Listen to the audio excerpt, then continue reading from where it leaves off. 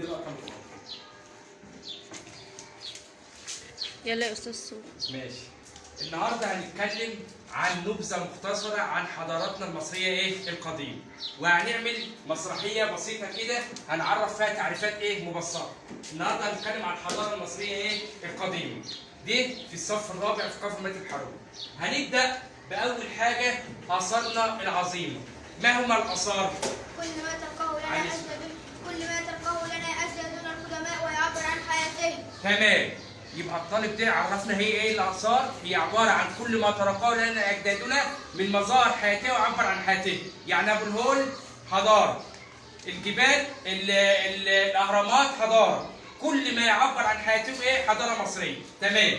نتكلم بقى عن فتره ثانيه، العصور ما قبل التاريخ. ما هي العصور ما قبل التاريخ؟ هي الفترة الزمنية التي عاش فيها الإنسان قبل معرفته. ايوه.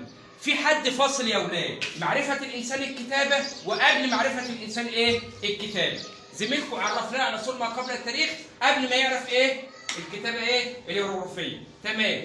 نيجي ننتقل لفترة زمنية أخرى وهي العصور التاريخية. اتفضل.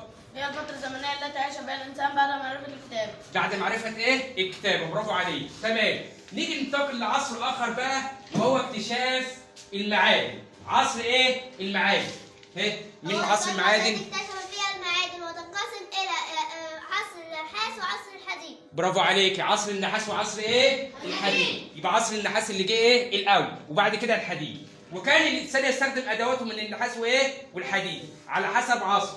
نيجي لفتره اخرى وهي كل الحاجات دي لازم تتسجل بالكتابه الهيروغليفيه. ما هي الكتابه الهيروغليفيه؟ هي كتابة اكتشفها الإنسان وكانت بشكل صور. برافو عليك. ما كانتش حروف هجائيه، كانت عباره عن رسوم وصور. الكتابه الهيروغليفيه. وانا قلت لكم قبل كده اكتب اسمك بالكتابه الهيروغليفيه، عباره عن صور ورسوم. نيجي بقى على اخر نقطه مبسطه معانا، اهميه الكتابه اللي زميلكم قالت عليها الهيروغليفيه. هي كتابة ساعدت المصريين القدماء في تسجيل أحداثهم وأخبارهم وتسجيل ما وصلوا إليه من تقدم في الطب والعلوم والهندسة والفن. برافو عليك يا فاطمه. يبقى فاطمه قالت لنا الخلاصه اللي اهميه الكتابه الهيروغليفيه تسجيل احداثهم. اي حاجه بيدونوها